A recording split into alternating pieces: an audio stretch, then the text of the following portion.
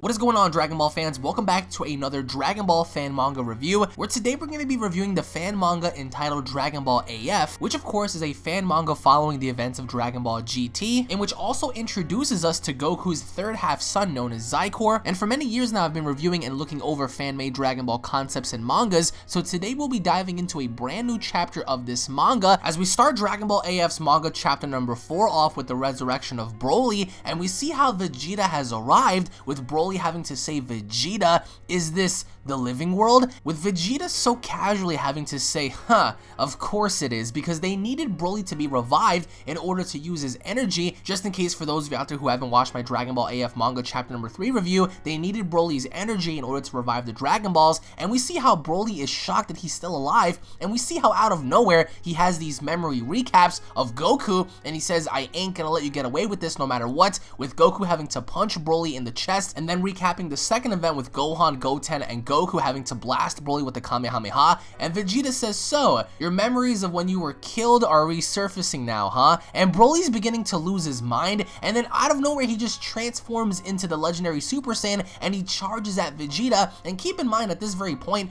Broly is significantly weaker than anyone there, because it's been many years since he's actually been revived, and Vegeta transforms as well, and as Broly rushes Vegeta, Gotenks appears out of nowhere, and he says, wait a minute, Broly, stop, and we see how Broly stops, and he says, who the hell are you? With Vegeta having to tell Gotenks, I figured that you were responsible for this, and they were, but before anything can actually even happen, we see how Broly rushes towards Gotenks and saying, don't interfere, and Broly becomes, enraged on the idea that after what Goku had done to him, and Gotenks becomes a Super Saiyan 3, and now we see legendary Super Saiyan Broly versus Super Saiyan 3 Gotenks, in which we see how Gotenks uses the Galactic Donut just to hold Broly in place, just to talk to him, and with that, of course, Gotenks is getting very cocky, but then we pan it over to Android 17, and we see how he's accompanied by Android 8 as they're hunting for animals, and we see how 17 fires a shot and misses, and saying, damn, what did I do? With Android 8 having to say, there's hardly any animals around, the earth has been kind of funny for a little while, something bad has happened, and we see how 17 says, well, what are you talking about? With Android 8 having to reply by saying, probably another battle has started, with 17 having to say, man, this planet just keeps getting itself into trouble, and we see how they're talking and they're chit-chatting, and Android 8 says, aren't those guys who are fighting out there your friends? And 17 having to say, we're just acquaintances, it doesn't really matter, and Android 8 is saying, aren't you gonna help her? With Android 17 saying, I'm not gonna, it's not like she's gonna go looking for me or anything like that, so he doesn't really care about helping his sister, but even with that, it's pretty cool to see how 17 and Android 8 are having to bond, even if it's going out hunting, with Android 8 having to say, that wasn't your fault, number 18 must understand that, and 17 having to say, if you want to go, just go, you can go on your own. I mean, at this rate, she doesn't even know that I brought her back to life, so I don't really care what happens, I'm just gonna stick to myself. So, he's trying to make it seem like he's the one that brought her back to life, and he's the one that did all the things for her that she doesn't understand, and he doesn't want to go out of his way to help her anymore because he feels as if she's not going to be helping him or looking for him. But then we pan back to Capsule Corporation as we see Broly pretty much tied up on this pillar, and we see how Bra comes by, and she says, here's some food, and he's so angry. Broly is so mad that first of all, he got captured, so this is a captured Broly we're talking about here, but then we see Bra walk on over and put the food down and saying, you're a Saiyan 2, so you must be real, so be a good boy and eat. So she's trying to get him to eat, and he's really pissed off. He wants to break free, in which case he does. He kind of grabs her ankle, and she begins to panic, and he says, I'll kill you, and she replies by saying, I'll tell you right now, the era when you were the strongest is long over, and we see how she completely kicks him away. She pretty much smacks his hand away, and she says, nowadays, anyone who's a Saiyan can become a Super Saiyan. You've got no choice but to listen to what we have to say,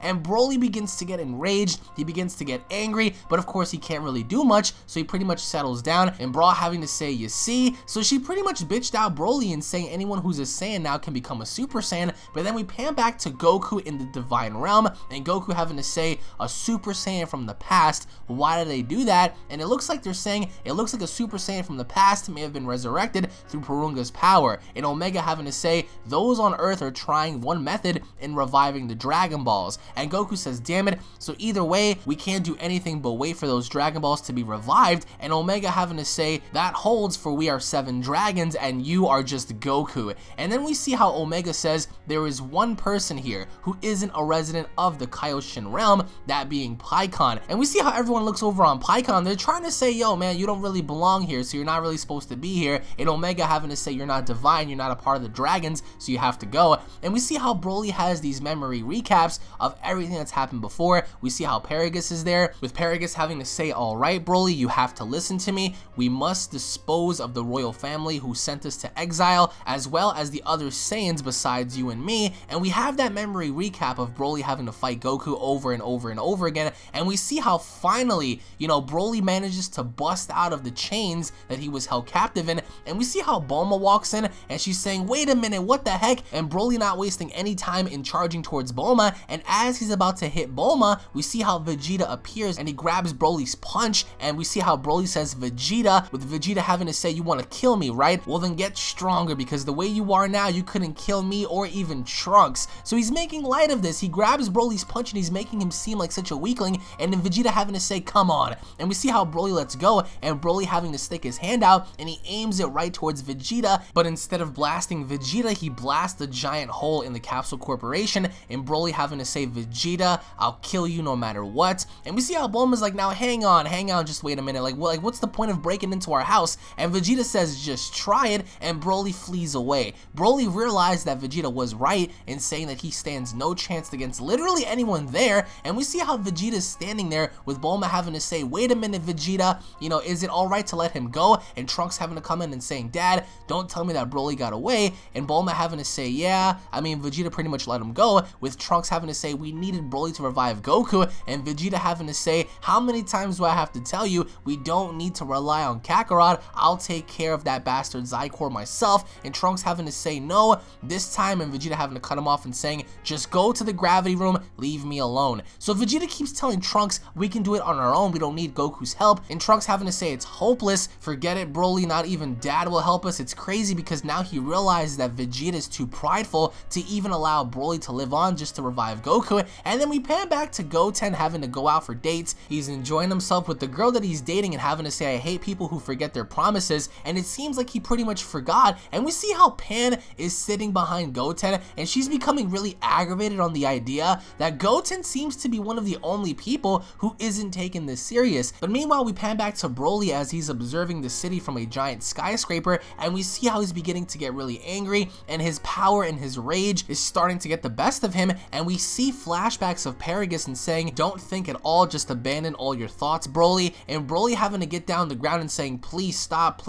Dad. And he sticks his hand out and he begins to try to charge up his energy and saying, trash, be gone. And that's when Pikkon comes out of nowhere and saying, so you're Broly, huh? And Pikkon's there and saying, huh, so you're looking pretty bloodshot right now, what's going on with you? And Broly having to say, what? Who the hell are you? And Pikkon having to say, well, it's a long story. And Broly having to say, don't give me that crap, why are you here? And Pikkon having to say, simply put, I'm here so I can persuade you. And Broly having to say, what? And Pikkon having to say, we're sorry to bring you back from the dead like this, but you've got to help us revive Son Goku. And that pretty much triggered Broly in saying, Goku, you mean Kakarot? That's when Pikkon says, yep. And that's when Broly says Kakarot's no longer in this world, with Pikkon having to say that's right. And that's when Broly begins to laugh. This guy is absolutely crazy. He's laughing and saying, so Kakarot's dead, is he? That just means that I have to kill Vegeta. Then I'll be the #1 Saiyan. So it looks like he has like this crazy,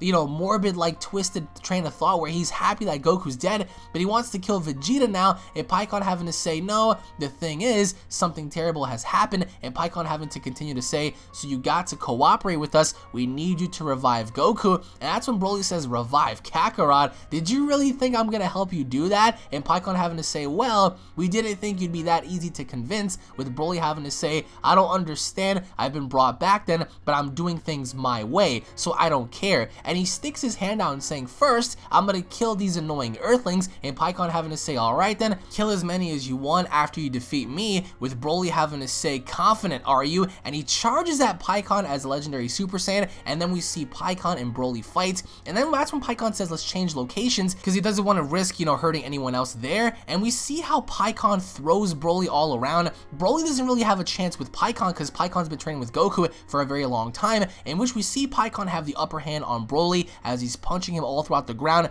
he's kicking him, and we see how Pikkon has the upper hand on Broly. And then right towards the very end, we see how Pikkon says, why are you so frustrated? Is it the hatred for Goku or the jealousy of Vegeta? And Broly having having to stand up and saying, shut up. And then Pikkon says, why do you hate your fellow Saiyans? And Broly having to say, shut up. And he charges at Pikkon, but he can't hit him. And Pikkon having to say, try asking yourself, what's the source of your frustration? He's trying to calm him down, and Broly keeps saying, shut up, shut up, shut up, shut up, shut up, shut up. And we see going back to where Paragus was actually back on the original planet where Broly was still around, and he says, Broly's nothing but a pawn. I'll use him to become the new Super Saiyan King. And we see how Pikkon even says, you don't know your own frustration, do you? And we see how Broly's on the ground, he's struggling, he seems to be controlled by something, by the thoughts of Paragus, and Pikkon having to say, open up, Broly, open your thoughts. And all throughout this entire battle, Broly just keeps yelling out, shut up, shut up, shut up, shut up, shut up, shut up, shut up, shut up, shut up. And no matter what happens, we see how he even exhausts himself, and we see how Broly falls down. And even then, Broly says, hey, where's Kakarot right now? And Pikkon having to say training in the heavenly realm, and Broly's on the ground trying to catch his breath, and he says, is he stronger than you? And that's when Pikkon says, yeah, vastly stronger than me. And Broly having to say, I see. And Broly, while he's on the ground catching his breath, he says, I'm only interested in fighting. And Pikkon having to say, yeah. And Broly having to say, I'll surpass Kakarot and Vegeta, and then I'll kill them with my own hand. And that's when Pikkon says, is that so? With Broly having to say, my goal will not change. So right then and there, we see how he's finally calmed down. But even while going back to Capsule Corporation, it says a month begins, and we see how Goten and Trunks are training together within the gravity room while Vegeta is also there observing. And we see how Trunks says Goten's gotten really into it, because Goten's getting really serious about this, with Vegeta having to also witness Pan fight Bra. So Pan's training with Bra, Goten is training with Trunks, and Vegeta's there just meditating. And we see how Bra and Pan, which is pretty cool by the way, are going at it. And we see how it's pretty cool to watch even Hercule observe this, because for the first time we have two female Saiyans actually going blow for blow, even to the point where Bra punches Pan outside of the building, and these two females are really going at it. So we have Goten and Trunks training, we have Bra and Pan, and it looks like Bra and Pan are a little bit more intense than Goten and Trunks, because it looks like they both want to also increase their power vastly, and Hercule is just losing his mind because these two females are destroying the entire house that he's in. And then we pan back to Krillin on Roshi's island, and we see how Krillin is also there, and he says all right, and he also begins to kind of like, you know, practice his techniques and his forms. And we see how 18 comes and she says, what are you up to? With Krillin having to say, sorry, did I wake you up? I figured that maybe, just maybe, I might do something helpful. And 18 having to say, well, let's see what you got. And then towards the end of this, we see how Krillin and 18 are actually sparring outside while Roshi's sleeping,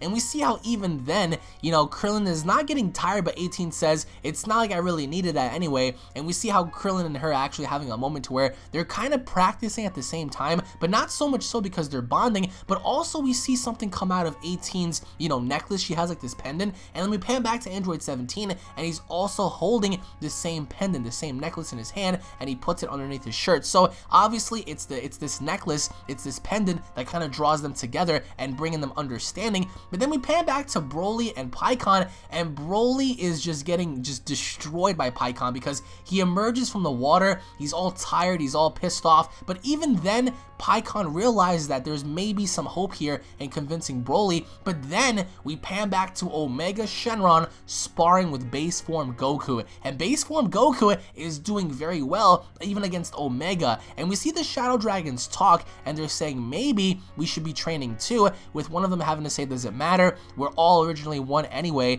we should just leave the training up to those two. And we see how Nova and Ice talk as well. They're saying, but will we be able to defeat this Xicor guy? Never mind that, we shouldn't even know if Goku can even be revived. And Porunga comes there, and Porunga's saying the day of resurrection is definitely at hand. So for the first time we even have Porunga in the flesh and saying all conditions have been met, and everyone's shocked that Porunga is there, and Porunga having to say, now all we have to do is wait. So Porunga knows about Broly because Porunga was the one to bring him back, and Nova having to say, what are our chances? And Porunga having to say, I do not know, but there is one thing I can't say for sure. If you all lose, then the living world and the afterlife are going to be destroyed. Heaven, hell, Earth, the Kaioshin realm, the Dark Demon realm, and even those in the Divine realm will all be no more. And we see how Goku and Omega are really going blow for blow, and even so a month passes by, and even at that very point we have a month go by, and we see how there are lots of people hovering around the Z Sword. We have, army men, we have troopers, Hercule's there, and Vegeta and Trunks arrive. Everyone arrives at the battlefield because they're staring at the sword, and they understand that now it's finally time. And we see how, Trunks even says father has trained for 5 years, and Krillin having to say 5 years. Vegeta has definitely trained for 5 years within the gravity chamber, within the time chamber, and then right then and there, the sword begins to crack, the sword begins to chip, and that's when, we see Hercule in the background saying, hang in there, guys, with, Vegeta having to say, get your ass out of here, Xicor, now, and the sword finally breaks in two, and we see how out of nowhere someone emerges from the sword, and everyone on Earth feels this energy, with Xicor having to come out and say, you all are going to pay for this, you miserable insects. And Dragon Ball AF ends off right there. It's sad enough because Toyable never continued with a chapter number 5. Hopefully one day we'll get to see a continuation of this. Of course, Xicor emerges from the Z Sword, and that's when the great battle begins. And of course, I think that this manga chapter definitely covered the premise of having to focus more on convincing Broly, because Broly seems to have all this frustration, all this anger towards Goku for unknown reasons, and even then after finding out that Goku is dead, we see how he even targets Vegeta, in which Pikkon tries to convince him, and I think that overall Goku realizes that even training with Omega Shenron, that this threat is very great, because if they lose on Earth, everyone else is going to be destroyed. So post your comments down below, guys. What are your overall thoughts on this manga chapter? What are your overall thoughts on Broly's resurrection? What are your overall thoughts on Xicor having to be free? What are your overall thoughts on Vegeta having to train for 5 years? Post your comments down below, guys. Thank you all for watching. If you guys are Dragon Ball fans, don't forget to hit that subscribe button. That way you guys are always notified with all the latest Dragon Ball news, information, updates, and discussions. If you guys love Dragon Ball, make sure to also go ahead and slap the video up with a like. Tune back in for more, and I'll be seeing you all in the next Dragon Ball fan manga review. Take it easy, guys, and God bless. Peace.